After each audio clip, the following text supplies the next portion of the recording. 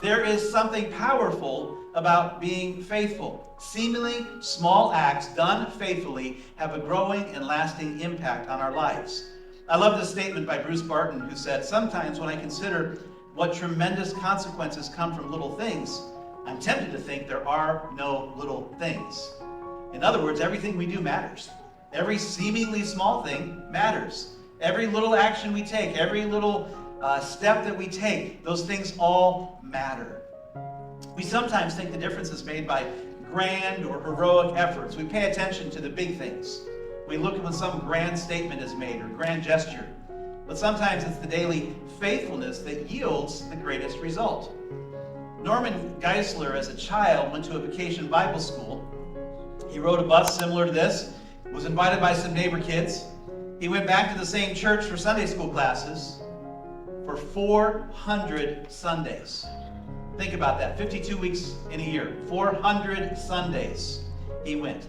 Each week he was faithfully picked up by a bus driver. Week after week he attended church, but never made a commitment to Christ. Finally, during his senior year in high school, after being picked up for church for over 400 times, he finally committed his life to Christ. He rode that bus 400 times before he committed to Christ. Norman Geisler would go on to be an influential Christian theologian, philosopher, an apologist who defends the faith, and then a co-founder of 2 Christian seminaries. Obviously, such a difference was made in his life. But this morning, I'd like to ask a simple question. What about the bus driver?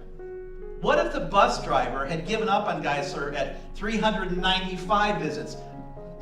I picked you up 395 times, and you haven't made a commitment to Christ. That's it. Either you make a decision now, or I'm done picking you up.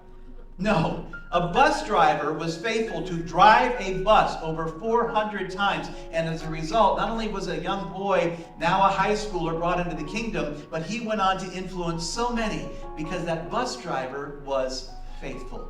There are no small things.